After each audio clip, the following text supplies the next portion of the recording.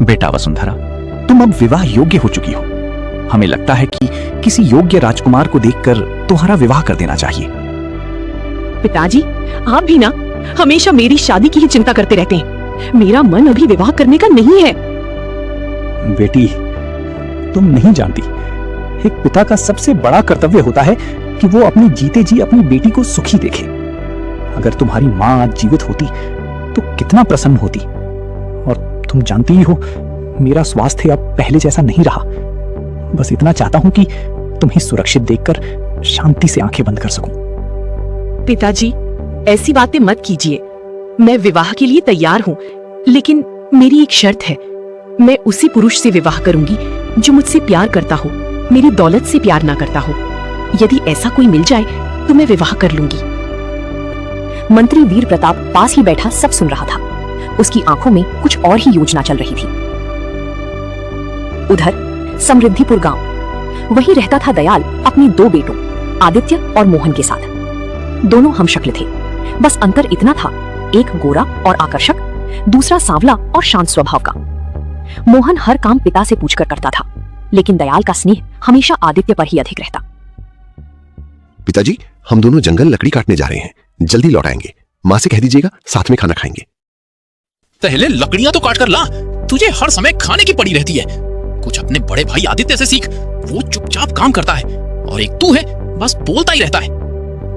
पिताजी, जितना इसका रंग काला है उतनी ही इसकी जुबान भी काली है। कितनी बार समझाया है इसे कम बोला कर, पर ये सुनता ही नहीं।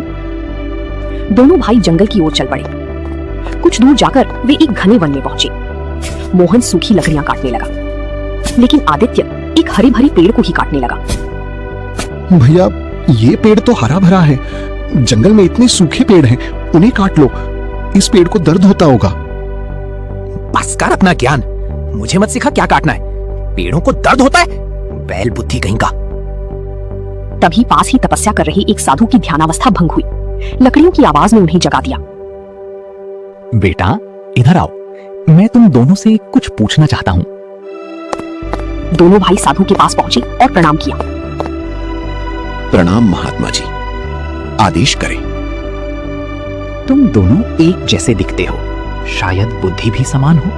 मैं तुमसे एक प्रश्न पूछूंगा, जो सही उत्तर देगा उसे एक अनमोल वस्तु मिलेगी। बताओ, पहले कौन उत्तर देगा? महाराज, इसे कुछ नहीं आता। मैं तैयार हूँ, पूछिए। ऐसी कौन सी चीज है जो पानी में गिरती है लेकिन गीली नहीं होती? आदित्य ने थोड़ी देर सोचा, फिर आत्मविश्वास से बोला, वो है परछाई।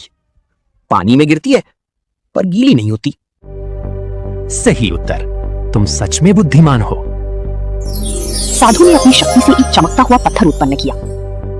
आदित्य ने पत्थर उठा लिया। ये पत्थर साधारण नहीं है, लेकिन ध्यान रखना, इसे तुम केवल एक बार प्रयोग कर सकते हो। अब मोहन की बारी थी। मोहन, अब तुम बताओ, वो कौन है जो बिना पंख के उड़ता है, बिना आंखों के रोता है, और जहां जाता है वहां अंधेरा कर देता है?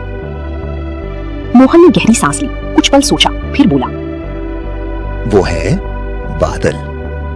बिना पंख के उड़ता है, बारिश के रूप में रोता है, और जहां जाता है वहां अंधेरा कर देता है।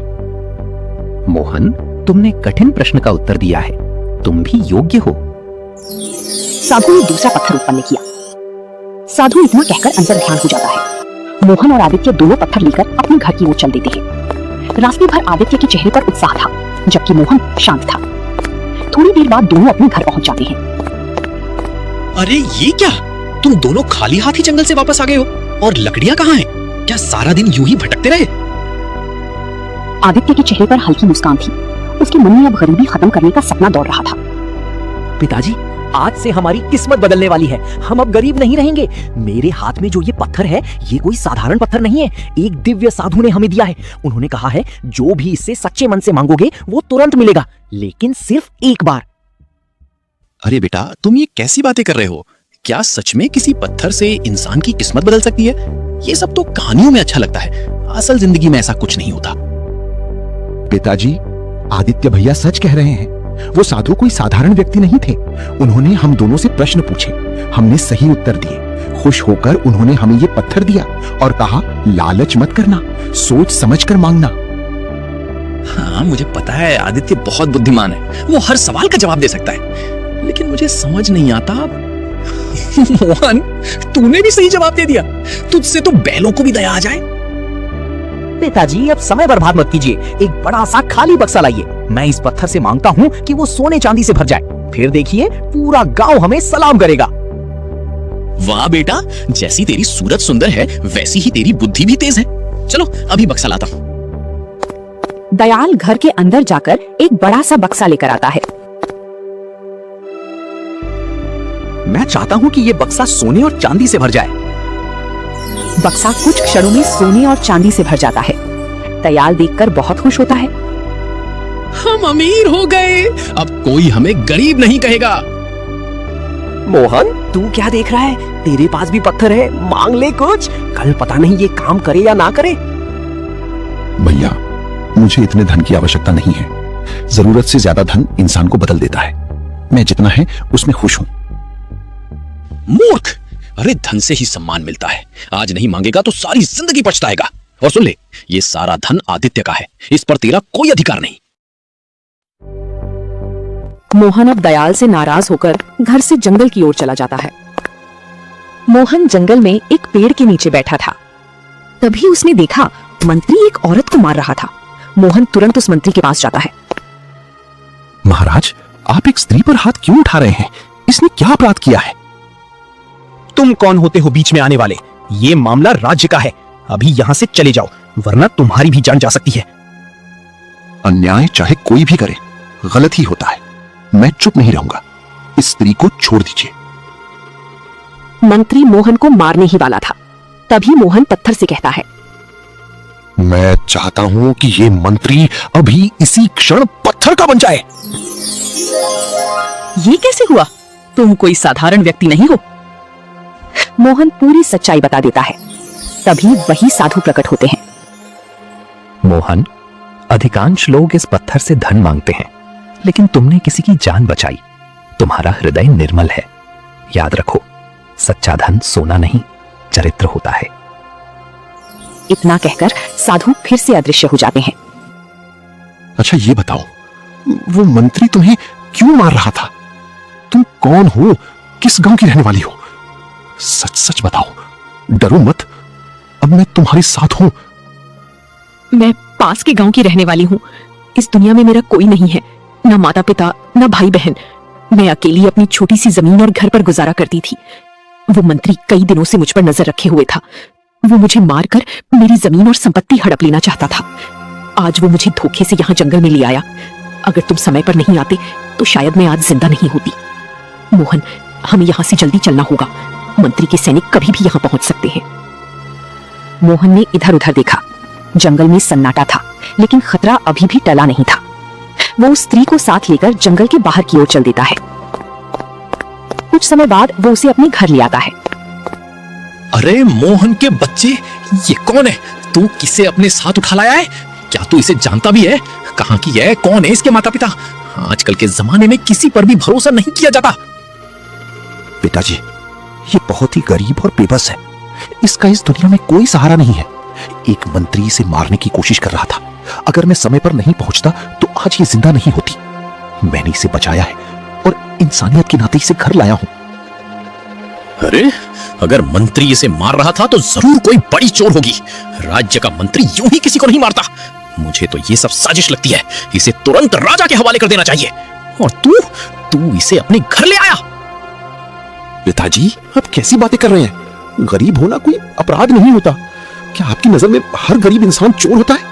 आप धन को ही सब कुछ मानते हैं। ये निर्दोष है और मैं इसे अपना मान चुका हूं। मैं इससे प्रेम करता हूं और बहुत जल्द इसे अपनी धर्म पत्नी बनाऊंगा। क्या कहा? तू इस लड़की से शादी करेगा? सुन ले मोहन, अगर तूने ये कदम उठाया तो इस घर में तेरे लिए कोई जगह नहीं रहेगी। या तो ये रहेगी या तू मेरे घर में ये कदम नहीं रखेगी। समझ गया ना? मोहन का दिल एक बार फिर टूट गया। जिस घर में उसने जन्म लिया वही घर आज उसके लिए पराया हो चुका था। वो बिना कुछ कहे उस स्त्री का हाथ पकड़ता है और वहां से चला जाता है। दोनों गांव के बाहर एक छोटी सी झोपड़ी बनाकर रहने लगते हैं। समय बीतता है। मोहन, आज हमारे साथ रहते हुए पूरे 6 महीने हो गए हैं। तुमने कभी मुझे अकेला महसूस नहीं होने दिया। तुम सच में बहुत ईमानदार और दयालु हो। मैं तुम्हें आज एक सच्चाई बताना चाहती हूँ, लेकिन उससे पहले मुझे थोड़ी देर के लिए बाहर जाना होगा। मैं वादा करती हूँ जल्दी लौट आऊंगी। इतना कहकर वो चली जाती है। मोहन को थोड़ी हैरानी होती है, लेकिन वो भरोसा करता है। कुछ देर बाद अचानक सेनापति की आवाज सुनाई देती है। अरे ओ मोहन, बाहर आओ, तुम्हें महाराज ने तुरंत दरबार में बुलाया है। सेनापति जी, मैंने क्या अपराध किया है? मैं तो एक साधारण इंसान हूं, महाराज मुझे क्यों बुला रहे हैं? कहीं मुझसे कोई गलती तो नहीं हो गई? मुझे कारण नहीं पता, मैं तो केवल आदेश का पालन कर रहा हूं। महाराज का हुक्म है तुम्हें तुरंत दरबार में पेश किया जाए। चलो, देर मत करो। मोहन का दिल तेजी से धड़क रहा था। वो सेनापति के साथ राज दरबार की ओर चल देता है। कुछ समय बाद वह भव्य राजमहल में पहुंचता है। वहां सिंहासन पर राजा भानु प्रताप सिंह बैठे थे और उनके पास राजसी वस्त्रों में सजी एक युवती बैठी थी। मोहन उसे देखते ही चौंक जाता है। तुम यहाँ? तुम तो बिल्कुल रानी की तरह लग रही हो। मोहन, जो तुम देख रहे हो वो सच है। मैं कोई साधारण लड़की नहीं हूँ। मैं इस राज्य की राजकुमारी वसुंधरा हूँ, और आज तुम्हारी सच्चाई और ईमानदारी ने मुझे गर्व महसूस कराया है। और वो मंत्री जो तुम्हें मारने की कोशिश कर रहा था, वो कौन था? मोहन, वो मेरा ही मंत्री था। मैंने अपनी बेटी को साधारण वेश में राज्य की स्थिति जानने के लिए भेजा था, लेकिन उस दुष्ट मंत्री की नजर मेरे राज्य पर थी। वो मेरी इकलौती बेटी को मारकर सिंहासन पर कब्जा करना चाहता था। अगर तुम उस दिन वहां नहीं होते तो मैं अपनी बेटी को खो देता। मोहन, तुमने धन नहीं मांगा, तुमने सत्ता नहीं मांगी, तुमने किसी की जान बचाई। तुम मेरी बेटी के योग्य हो, क्योंकि तुम उससे प्रेम करते हो, उसके राज्य से नहीं। आज से मैं तुम्हें इस राज्य का उत्तराधिकारी घोषित करता हूं। मोहन, जो कभी गरीब और अपमानित था, आज अपनी ईमानदारी, साहस